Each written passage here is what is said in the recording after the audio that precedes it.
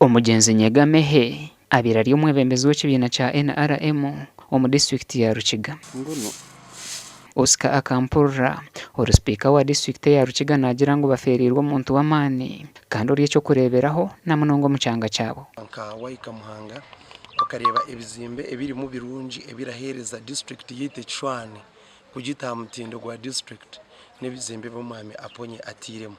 Waza kuranzya politics za Rukiga district zikaziri kurugenyuma zikaziri politics ezakavuyo, politics z'enganda, politics z'obwitani, politics z'edini. Kwakanka chairman wa NRM Rukiga abiragigaruize abusinje, abiragigaruize amutindo na n'obuteka burimu kandi aho yagira kuruga mu magara genseje almost Rukiga yabirinka 95% NRM.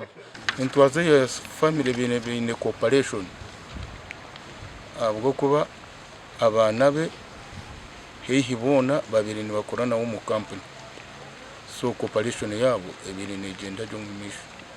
Johnson Muhwezi omushaho w'amatungo muri Muhanga nawe yatworeka okunyegamehe yamuhwerire kutandikaho business.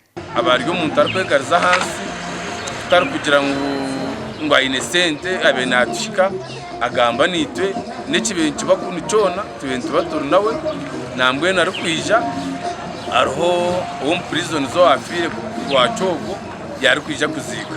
Omubyedini Aponye nasimwe ahabw'okuhweraho amadini munonga kandi akahwera ekereziya ya St. Luke Catholic Church Muhanga okwombekwa.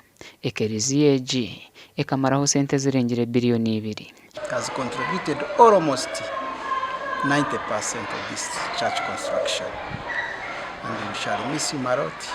We shall miss his fatherly care, his concern. He was very generous, each and everyone. So we really miss him.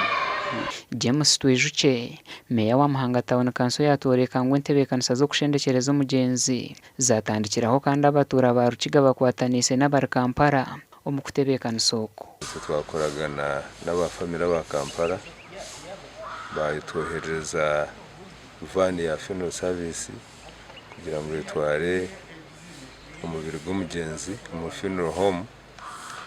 Rero kandi n'ababiri ari nabo motoka twataho buryo babihitoje babatwara Mbarara mu regional referral hospital. Nyegamehe akazarwa muri Muhanga Town Council kandi akatandika kushubura omu myaka ya 1998. Ogwa birayine by'obwiga byinjo mu ihanga nka Aponye Moro muri Kampala, Aponye hoteli hona nawe nuwabirara mukama wa Rukiga Business Center. Entebekanisa yo kuzika yashohozwa neyereka ngo mugenzi Aponye no kuzikwa hayizoba ryo rwakashato rwesande rukwijo muri Muhanga Town Council district ya Rukiga. Gasha kwa Job namanya.